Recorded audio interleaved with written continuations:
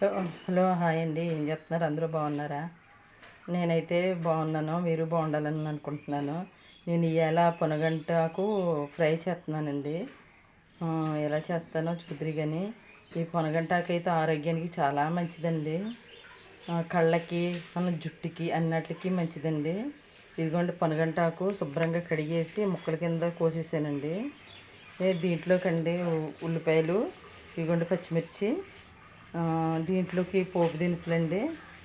ఇవ్వండి ఇది ఎండుమిర్చి, తర్వాత జీలకర్ర, కరివేపాకు, ఈ వెల్లుల్లిపాయలండి. మనకి ఇవన్నీ పోపులో వేపాలండి. మన శనగపప్పు కూడా కొంచెం వేసుకుంటే చాలా బాగుంటుందండి. ఈ శనగపప్పు వేసుకోవచ్చండి, మనకి ఎలా కావాలంటే అలా వేసుకోవచ్చు. కానీ ఈ ఫ్రై అయితే మటుకు చాలా బాగుంటుందండి. మీకు వేపేటప్పుడు చూపిస్తాను మీకు. అదిగోండి గిన్నె పెట్టాను. గిన్నె పెట్టి ఇదిగోండి గరిటెకి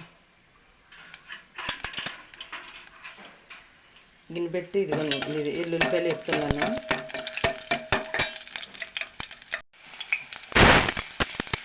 ఇవ్వండి శనగపప్పు,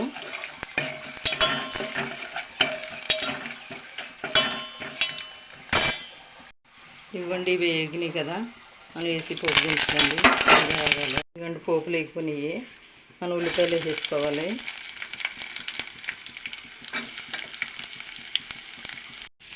ఇవ్వండి ఉల్లిపాయలు వేగుతున్నాయి. మనం దీంట్లో కొంచెం ఉప్పు వేసామనుకోండి కొంచెం బాగా ఎగుతాయండి ఉల్లిపాయలు.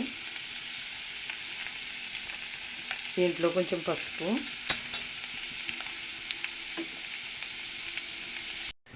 ఇవ్వండి ఉల్లిపాయలు వేసుకుని పొనగంటాకి వేసేస్తాను చూడండి. ఇవ్వండి పొనగంటాకి వేసాను.